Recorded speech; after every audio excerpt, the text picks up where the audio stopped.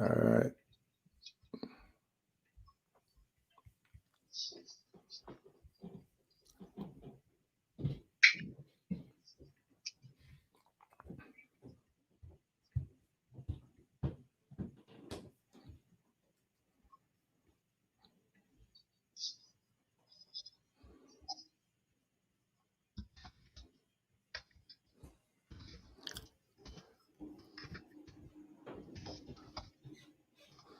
All right, man. I think we are live, and yeah, we are on Instagram.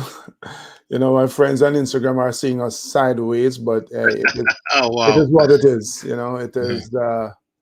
We're figuring a way to use the technology here.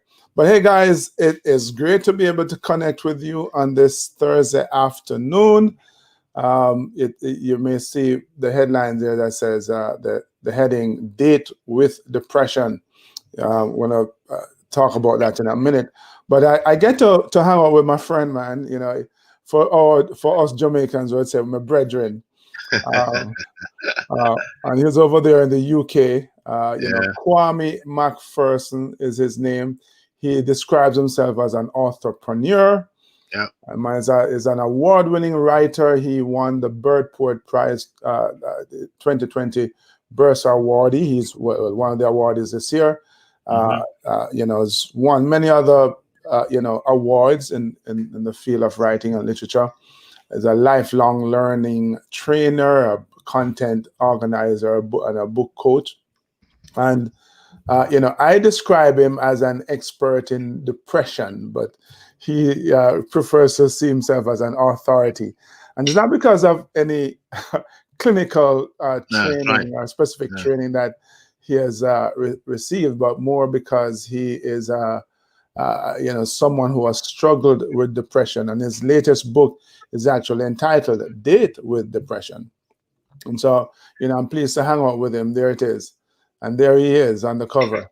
Yeah, his latest book is Date with Depression. So he writes about his experiences. And, any one of us who knows anything about depression and the stigma that's attached to depressions, as well as, especially when it comes down to men and Black men in particular, it's a courageous move to Mm. tell your personal story. So Kwame, welcome. I use this to keep on pushing because that's my thing, man. Welcome. Thank you, Devon. Thank you very much. It's always a pleasure, to listen to your brethren, because how long we known each other now? Long time. Gosh, Yeah, it's maybe over 10 years. 10 years, I know. serious, So I was Yeah, thinking about that time the other day. flies. So yeah, I tell you, so it's always I'm always honored, and it's always humbling and a pleasure to really, just share my journey and talk about the experiences that I have had. And I'm an authority in my experience, of depression.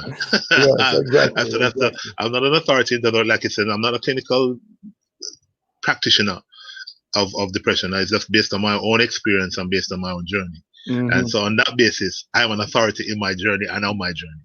There you go. Absolutely. So guys, look, I am definitely not an authority either, nor an expert. I'm a facilitator. Mm, Kwame is an authority in his own experiences. But we're going to invite you.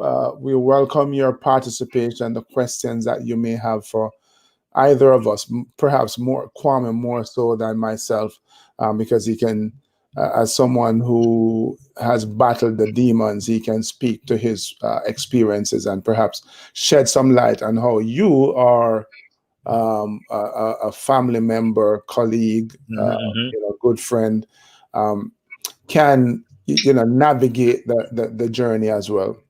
Yes. I think we probably should start, Kwame, with what depression is, because a lot of Oh, people, wow.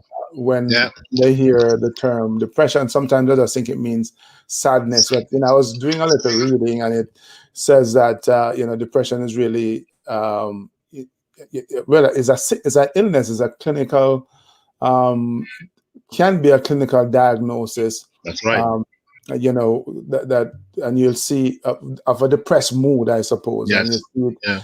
it being played out in, people looking sad or losing their appetite and behaving in ways that they're not normally, that would not normally behave. But share with us, how you would define depression. It's interesting because I guess over time we have, because at one stage we used to think of depression as being clinically diagnosed, Mm-hmm. right? Whereby someone in a white smock will say this person is depressed because what I mean, they're acting really extreme. Their behavior is completely extreme. And when you say extreme, you're talking about tendency to be suicidal. You're talking about manifesting violence and that type of abuse. And so it's a particular extreme, but then it's almost like you have gradations. Like you have, it's gradual. You have Right. stages of depression. I would say, where it can be mild. Somebody could just don't want to talk one day. But I think we are affected by it more so than we probably even think, really. And I think that it's when it becomes more of an issue is when it doesn't get to that clinical stage. You know what I mean? It's like I said, you have actual gradations. It's gradual. It's on a continuum, as it were. Yeah, so you have those stages. So you move from one stage to the next until then it becomes clinical.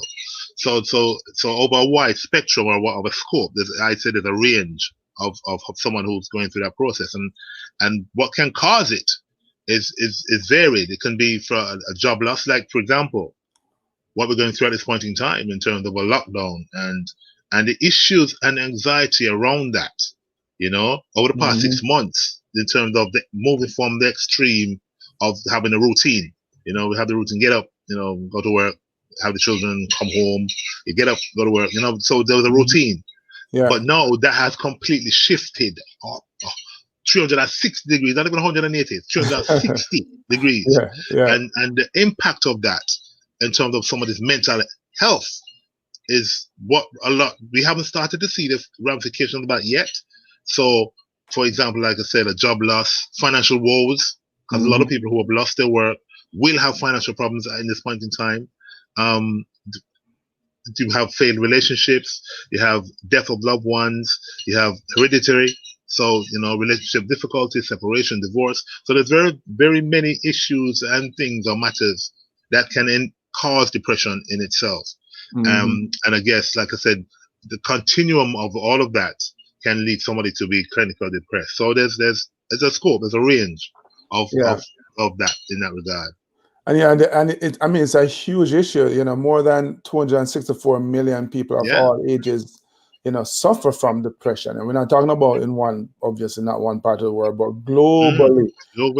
It's important, I think, to point that out, because sometimes we think that it's only those people over there, so to speak, that have those issues. But it's people that it's a huge.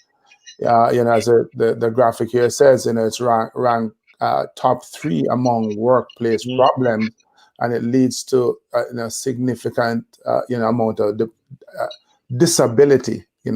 Worldwide, is a leading cause of disability around the world, and so because of that, it's forget COVID-19, where I think, as you said earlier, we haven't really tabulated the cost of that yet. But for now, it's costing about $44 billion a year in lost productivity, to companies and businesses. So it is indeed a huge issue. And again, guys, we want to welcome you to participate, ask questions, make comments. You yourself may have had to deal with depression in your own life, so we'll be curious to know what how you work through those challenges as well. So the thing is, everyone, I'm not cutting you, but the thing is that, and a lot of people will be in that space or that place, I don't even know that they're in that space. Exactly. You know what I mean? Exactly. So until somebody else can, and they have a space or a time when they can actually reflect and realize that's where they were, which happened in my case in a sense. So so I'm kind of curious a little bit about your own journey, your date with depression. Kwame, you just alluded to the fact that you may not even know that Mm. you are depressed. When did you, I guess, get the first inkling? When did either you figured out yourself or somebody pointed out the that you Yeah. are behaving too right? Well, it happened basically when I had moved to North America. I was in Canada, and I had gone there for business purposes, and I ended up getting a lot of money, uh, quite a significant amount, of which I then invested into businesses. I had a lingerie store, I had an import-export business, I invested in property. So it's quite a lot of money I had given basically used. I used up the entire tranche of money that I had received. Right. So you're saying you're being a true Jamaican by having multiple jobs. Yeah, you could say that. You know what I mean? And doing it through entrepreneurship in a sense. But even though I had the desire and the will to do it, I didn't have the knowledge at the time. Yeah. So yeah. So went out excited, did, and that's exactly what I did. But it so happens that I think we had a crash around that, just coming into the crash at that time, and then everything just went belly up, lost everything. I lost everything. I was living at my cousin at the time because she had an basement apartment, and when I was going through that particular phase of watching my empire, so to speak, a fledgling empire to build that I was trying to build, just crash. That, and then having the calls, and then having the bankers and the creditors and everyone, people coming after me for the money and so on and so forth. That was hard to take. That was hard to deal with because I didn't know what to do. I felt there was no solution. I felt there was no way out of the situation that I was in. And the most important thing is that I didn't talk about what I was going through.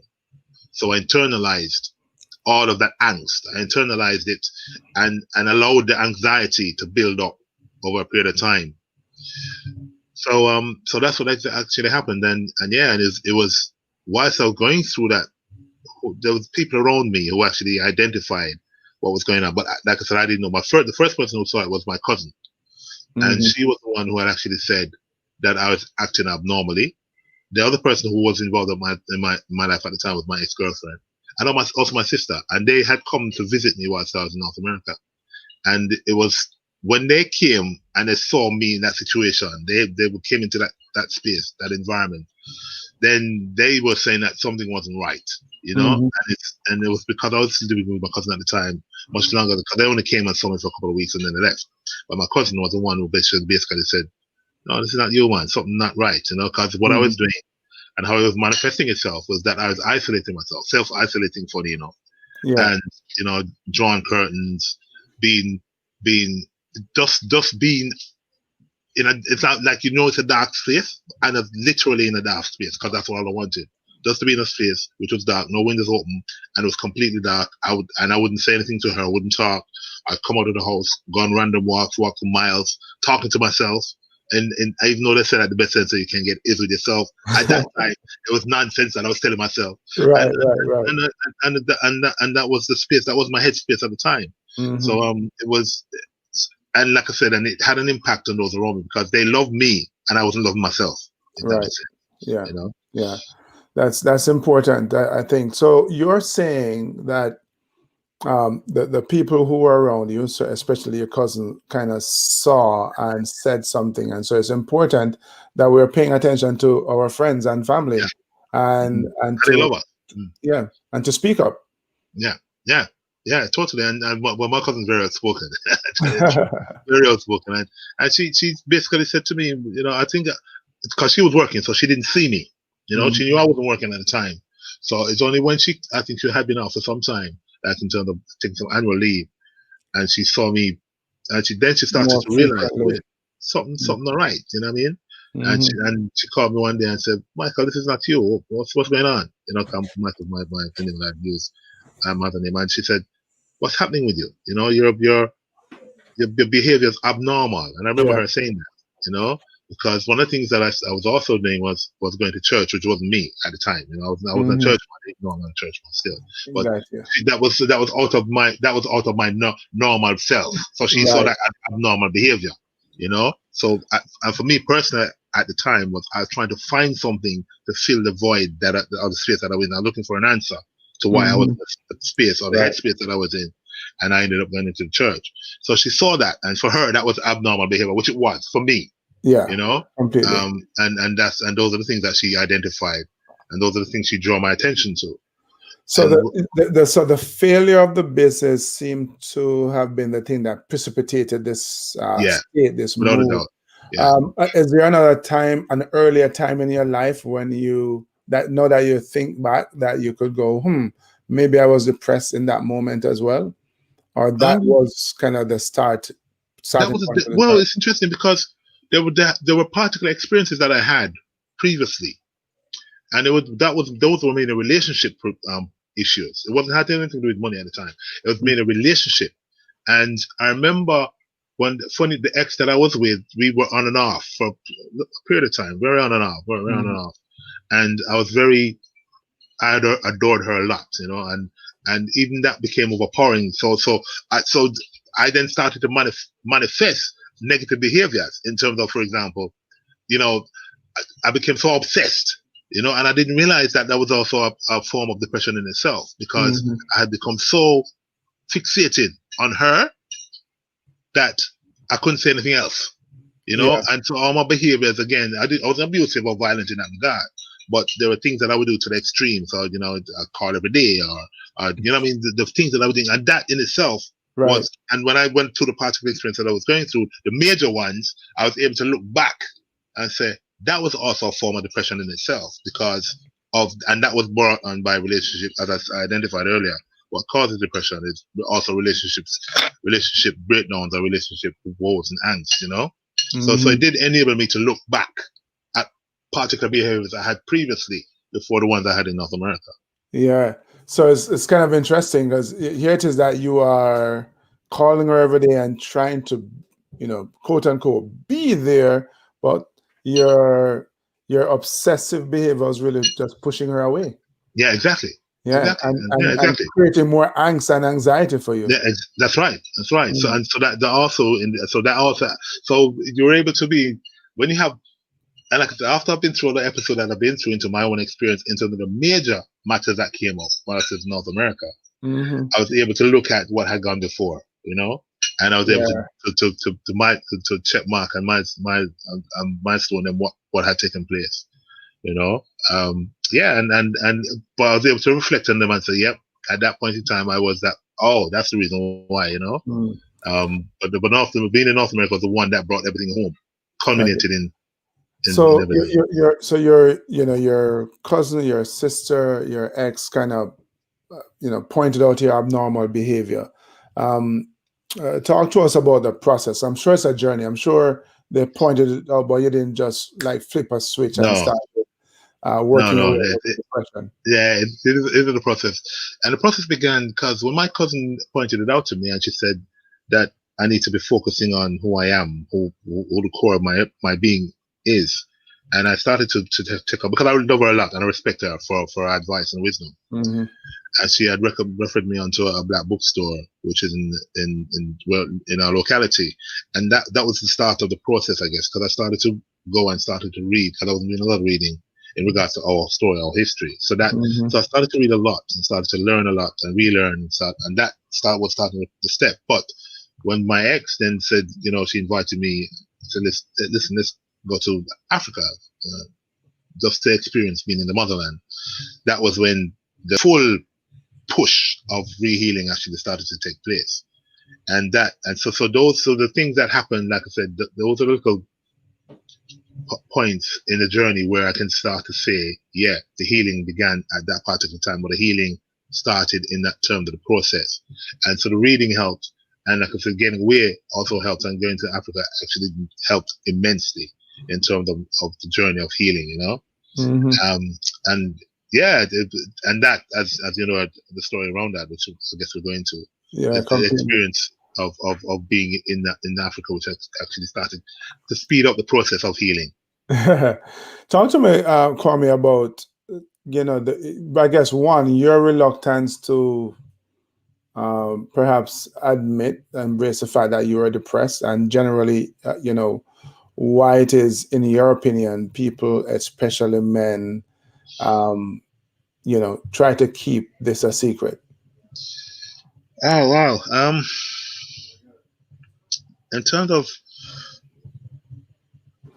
Well, it was difficult because I guess as I'm fortunate to a certain extent because I'm a writer, so I'm able to express about scenarios, stories, and I love stories. I love unique stories. And for me, I had the advantage because it is an advantage of being able to express through the written word. Mhm. So the experiences that I was having, I was able to document, and obviously it's in my book. I'll be able to put them out in my book. Yeah. So I was able to document those experiences based on the reflection that I had later on.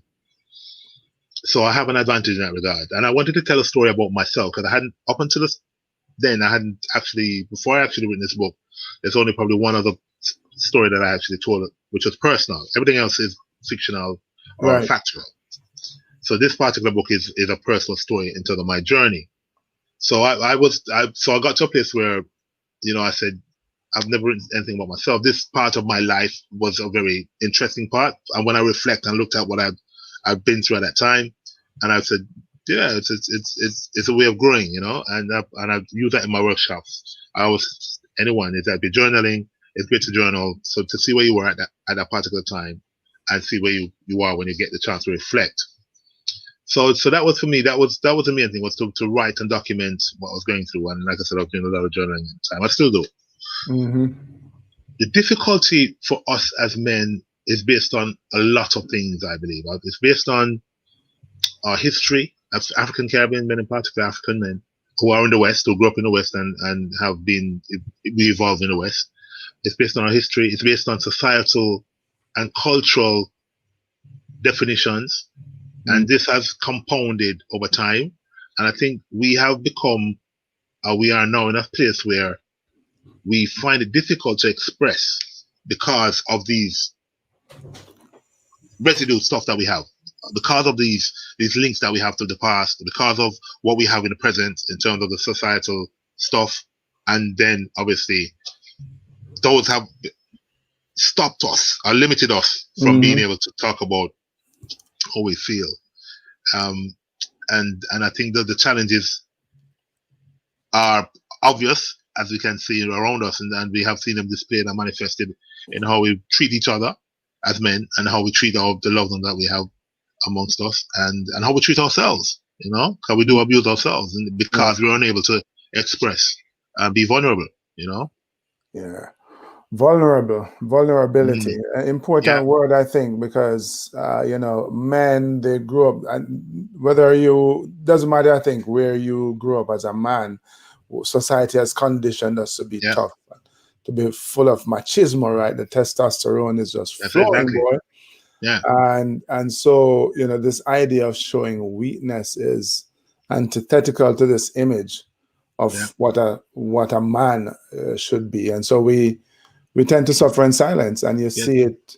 We started out the conversation really talking about how depression is a global illness. Yes, it is. And the impact that it has on business and commerce.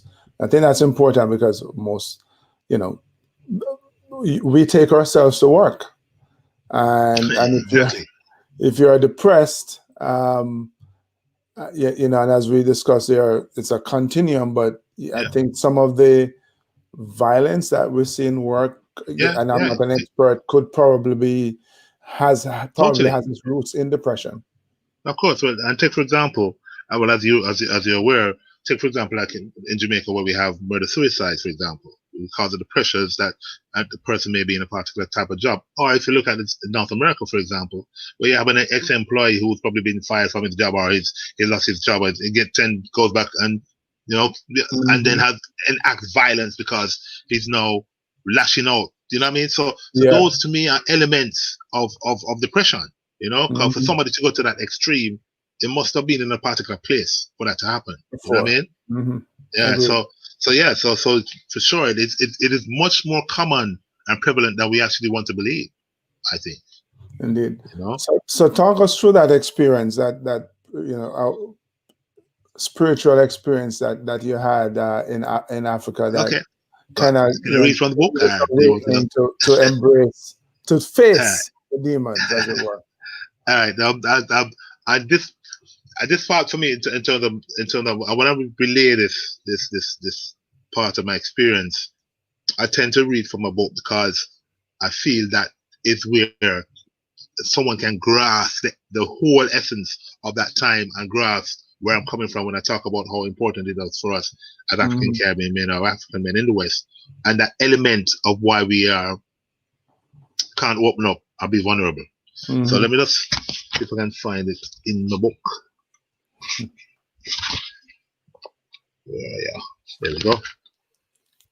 All right, so it's December 2006, and we now end up in Ghana, and we decided to have a day trip to one of the enslavement forts, one of the enslavement castles that dot along the coast of Western Africa, and where majority of us were taken through in order to get to the West. Yeah.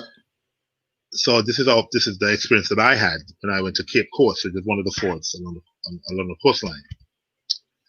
One of our first trips was to the Cape Coast Enslavement Fort, a whitewashed building on the Ghanaian coastline with parapets that overlooked the beach and town.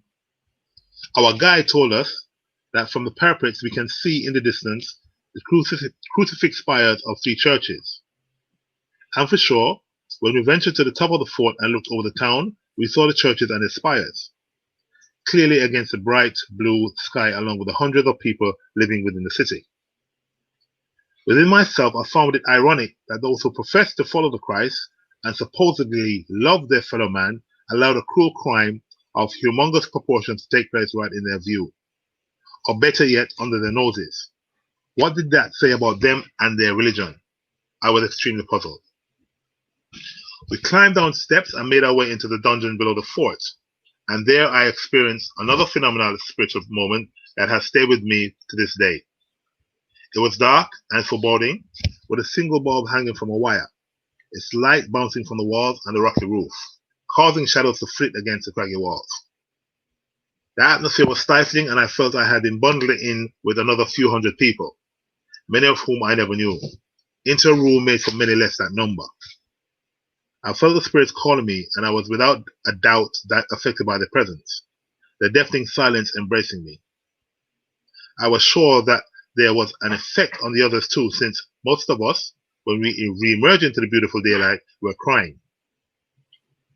Once in the dungeon, our tour guide showed us a rough line running parallel to the floor. He then showed us a window slit, no bigger than 1 foot high and about half that wide, high up on an uneven wall. Naturally, within the dungeon, daylight could barely be seen. He then explained that because the land on the outside was level with the bottom of the slit, anytime rain fell, the water made its way into the cell. Imagine hundreds of people packed in a place made for much less than that. Feces, urine, rainwater, grime, all swilling underfoot, knee-high or waist-high, even shoulder-high. And this in a confined, heat-suffocating place. I cried. We made our way out to the ground floor. Nothing needed to be said by any of us. Once there, we stood by the dungeon entrance, and right beside it was another large wooden door. A huge padlock secured it. I was curious, and decided to force it ajar as far as I was able to. I was dumbstruck. A stench assaulted my nose that would stay with me forever, and I still remain, to this day, unable to describe. When I asked the guide why the room was locked, he said that they, the caretakers or custodians of the fort, were unable to get it clean. That's right, they were incapable of getting it cleaned. I was silenced. Here was a room which, after hundreds of years, was still unable to be scrubbed. I repeat, imagine, after hundreds of years, there was still a room that they were unable to scour of the blood, tears, perspiration, excrement, effluent, and death to the time when we visited in 2006. The visit to Cape Coast had a profound effect on me. It changed my outlook on my life, prompted me to appreciate the simple things, giving gratitude to those who went before. The story even continued when I went on another spiritual encounter on Labadi Beach. Yeah. So it's one of the important words you use there, and it's a very powerful story, by the way. And I cannot imagine a powerful experience. You use the word gratitude, something I talk about all the time, because I often say it doesn't matter how bad, how challenging the circumstances are that we're facing, man. There's always something to be grateful. There's something that somebody has experienced that's so much worse than what you're experiencing, and that's the conclusion you came to. Exactly. I came to the conclusion that even though I was going through the stuff that I was going through, our ancestors had been through multiple times worse than what I was going through. Yeah. I was thinking that I may have been in a particular place. I said, imagine they must have been in that place, and even worse, because they were being physically abused, and spiritually abused. So their experience in comparison to mine was no experience, if that makes sense. You know what I mean? It's it pales. My experience was no experience. The difficulty that they were experiencing compared to the difficulty you're experiencing pales. Yeah, exactly. Pales. Yeah. Yeah, so that, and that's where I started to heal and understand that what I was going through is nothing really. It's nothing, and that's sort of that because the thing was, and the reason why it was so important for me to go to Ghana at that time, because everything happened for a reason, is that in front of the ancestors I had to be naked. I had to present myself with all the societal stuff, and like I said about, men not being able to do this and men not being able to do that, and because of society, in front of them, which I was, I had to be naked. I couldn't come with no stuff, because their stuff was much worse than my stuff. Yeah. So I had to be naked. I had to be clean. I had to peel away the layers and show my true self in front of them, and that's what I came away with. I came away with that. You just have to move from behind the mask, move from behind the facade, and be in front. Well, I can't have it in front of them. Kind of gets right through me. Yeah. You know what I mean? So, exactly. So that's what happened, and that's the essence of what I learned when I came away. So talk to us about the journey beyond that, because again, I know that although you had such a powerful experience, it's not like you flipped a switch. No. But you started on a path, on a journey. Yeah, exactly, and that's where it's a journey. That's where the seed was planted. So coming away, my ex and I grew apart, and it so happens that there was still issues going on within myself. There was still conflict, because remember now, I have grown. Everything I had learned up to that point is something I have learned. I've learned from society, I've learned from my parents, I've learned from others, I've learned from friends, learned from school, everything. So all these elements were still within me. It's not as if going to Africa changed anything. There's something, right, like you said. So there was this conflict started to take place, from what I knew, from what I had started to learn, and obviously what I was continuing to learn within myself. So I ended up heading back into church, because I was seeking, I was searching, and even though the seed had been planted, even though I was learning about myself as an African Caribbean man and Jamaican man in particular, like I said, everything I had learned, I needed to relearn. So I ended up back in the church, and it was why back in the church that a revelation hit me again, in terms of, when I saw the images around me and so on and so forth, and then I started to question and re-question and started to, and that the seed continued, it was growing, the seed was growing. It's like a tree. It was growing. The seed was planted in the motherland, and it was growing. And then I started to learn and started to relearn. I started to look around me and see the images and see everything else. And that's when the whole process of the relearning helped to learn the healing, that's what happened. And the more I started to do, I started to grow more. I started to be me. I started to appreciate and start to understand. And like I said, when I started to look around me and see everything for what it is, then I was really back on the path of healing, of being me, and just being, But there was still, just like I said, it wasn't an overnight thing, because I had another girlfriend, and there was elements that still were there that I had to deal with at that time. Right. So I'm sure we're going to talk about. Yeah. So it's interesting, because I use some words, the words that I use all the time, growth and learning and relearning, and you didn't say introspection, but you didn't use the word introspection, but you definitely spoke of the concept Yeah. And what it says to me is that success in every part of our lives is universal, man. Yes, it is. And no matter what you're going through, there comes a time when you kind of have to take a time out and look within. Mm-hmm.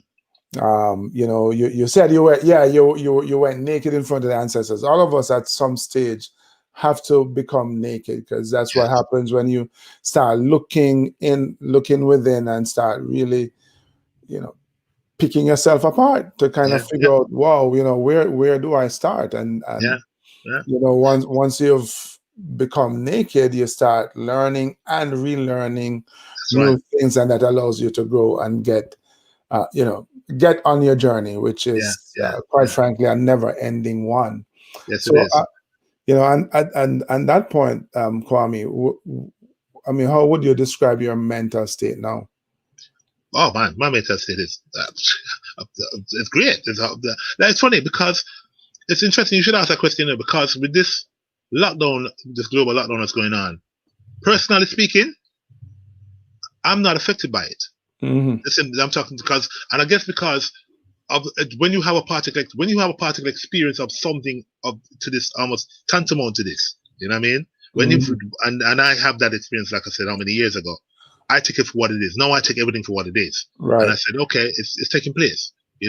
What is it that I can do in this time to continue to grow, as well as to enable other people to get out of the situation, which is obviously like we're having a discussion right now, right? Around my book. In this part about this particular time, in a sense, even though my time was how many years ago, if that makes sense. You know what I mean? So I had my lockdown back then. So my mental state is out of chain. I'm producing, I'm creating, I'm doing a lot more talks, I'm making connections, I'm networking. So a lot of ideas are coming, and so there's a lot of manifestations in that regard. There's something I wanted to pick up on what you had said earlier is in regard to I'm trying to recall it now. As regard to men in the main, it will come back to me. But yeah, so my mental, like I said, I'm an energy bunny. Right. So what advice do you have for people? As we have no idea when this COVID-19 thing is going to end. Yeah. And some people are really having a hard time. They're struggling. And that's because you see. How can I say? Because when you're in a situation, like I said, I've been in a situation, not tangible because we didn't have COVID. Well, no, that's not that. We had SARS actually back then, if I remember rightly, and also had the blackout of the Eastern Seaboard. So we had there were things that defined experiences that happened at that time. Yeah, not as bad as this now, but when somebody's in a situation like this, especially if you lost your job and you have no income coming in. That is difficult to deal with. The worse if you have a family, and because you got mouths to feed, and it's easy for me to say, boy, there is a solution, but when you're in it, you can't see it. Yeah, you cannot see it. The most I can actually say to someone is, again, that's what I was going to come to. We're now living a time when we're always on the go, constantly. 24/7 we're on the go. We don't stop to reflect. We don't take time to stop to see where we're at, to see where we're coming from, and to look where we're going. So that's what I wanted to pick up on. So reflection is something, and I guess the beautiful thing about the lockdown now, to a certain extent, is the fact that people have to stop and reflect. Yeah. People have this. So it's almost like this is out of our hands. All this is out of our hands. Yeah, so you need to stop. You need to stop, and now you need to check yourself, or check what's important, or check are you happy in what you're doing? You know what I mean? So all those things come to play, and I guess reprioritizing for a lot of people, And again, that's about relearning. So I would say to anyone who's going through a situation right now is take the time to see what's important for yourself. Yeah. It may seem hopeless, but it's not, because there's always someone who's worse off than yourself, and the fact of the matter is that there's always a solution, and 100% of the time the answers that we need are within. So you may have been doing a job for, like, I don't know, from whenever, but you have something with somebody else who's want, or somebody else in need, or so there are other skills or other talents that you do have. It's not just the one thing that you did from 9 to 5 for many years. There's other things that you may be able to do. So there are solutions to problems. There are solutions to what we're going through right now. So I would say to someone who's going through this particular time, take the time to reflect, take the time to be still. Be still, and the answers will come. The solutions will come. Yeah.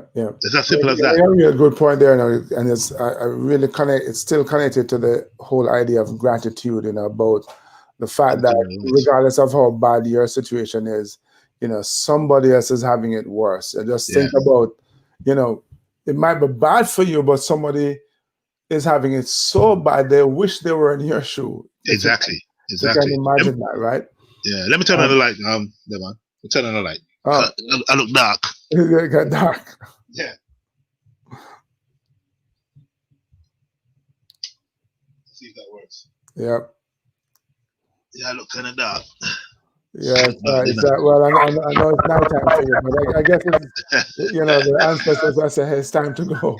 But so actually, tell us, I posted it here, but talk to us about your book and where. All right, the book.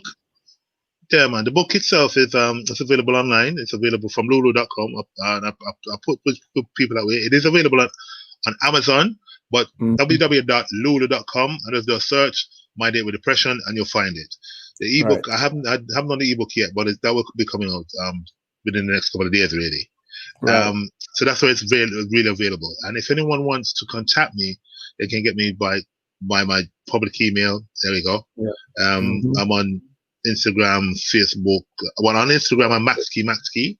But on Facebook, I'm Kwame McPherson. Also Kwame McPherson. LinkedIn, I'm Kwame McPherson. I'm on Twitter at Kwame MA. So I'm virtually, I do have a digital footprint, so people can actually find me if they so wish, and can link with me that way. But the book is available, like I said, on Lulu.com.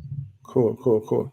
Yeah, man. So, any parting shots for for us as all of us, have to deal with depression at some stage of the game, whether it's us personally or, quite frankly, somebody that we know. And we, I know we established earlier that the depressed person may not necessarily know, and so I guess it's incumbent on the rest of us to be paying attention, especially during these COVID times. Yeah. That's interesting, because one of the things that, and I guess you probably found out in your own experience, is that women who have partners because women tend to be more intuitive. They can see things before we do, and they may have a partner who's not opening up, closed down. That would probably be I would say something to think about. Something that's a sign, it's a flag. But what I found in my own experience and with myself is that men on the whole, even though we are women, majority of us find it difficult to open up to a woman. Open up, especially when it's something about pain and hurt. We don't tend to open up, and we can go into the history of that, but another time. And so in that regard, I would always say to someone who's in that situation like that, see if you can find maybe a close friend who you can talk with and have a discussion with, and get the friend to initiate or generate some sort of discussion, or some sort of way, take him over a drink and not talk about football or politics or religion and politics. Talk about things that are real, So I would say that for men in general, there's a couple of things that, like I said, writing is important. I do think that the art of writing is a dying art, but I do think it helps in terms of a healing and to realize and to reflect. So writing, talking, reading, taking responsibility, taking time out to be still and to reflect. Because like I said, we're living in a world now where we don't take time to stop. We're always on the go and always on the move. And that in itself can build up a lot of anxiety.